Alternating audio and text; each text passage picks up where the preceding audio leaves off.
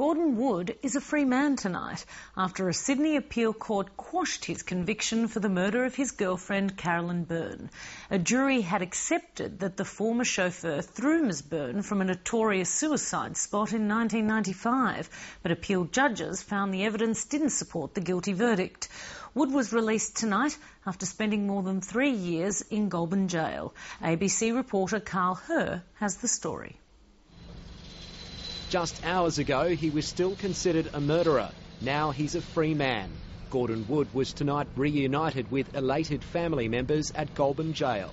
It's all a little bit overwhelming at the moment, so I just start by saying thank you, firstly, to all the strangers who've been writing in their support over this time, and obviously all my friends and family who've supported me throughout the whole thing. Earlier today, it was apparent soon after the appeal judges came onto the bench, the conviction was about to be turned on its head. I have reviewed the whole of the evidence and have concluded that I am not satisfied beyond reasonable doubt that Gordon Wood murdered Carolyn Byrne as charged. Accordingly, he must be acquitted. A jury convicted Gordon Wood of murdering his girlfriend by throwing her from a cliff in June 1995. He always maintained his innocence.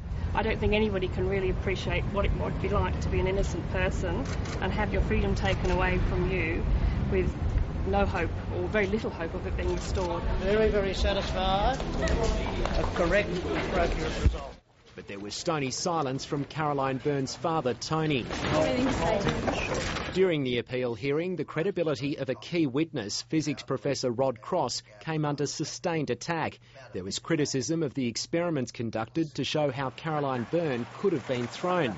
The Court of Appeal agreed.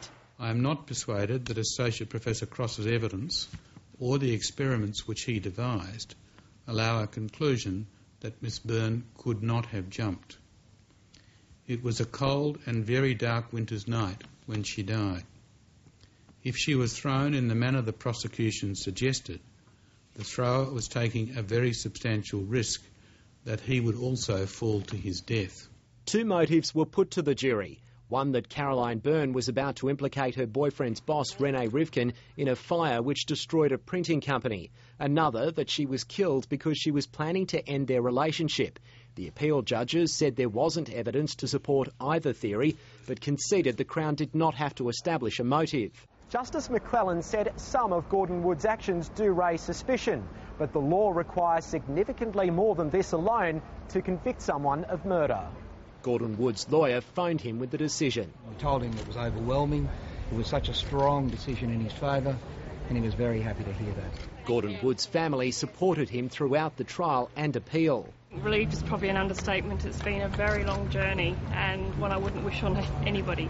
But we are very, very pleased, obviously, with the result today. She says justice has finally been served. Carl Herr, Lateline.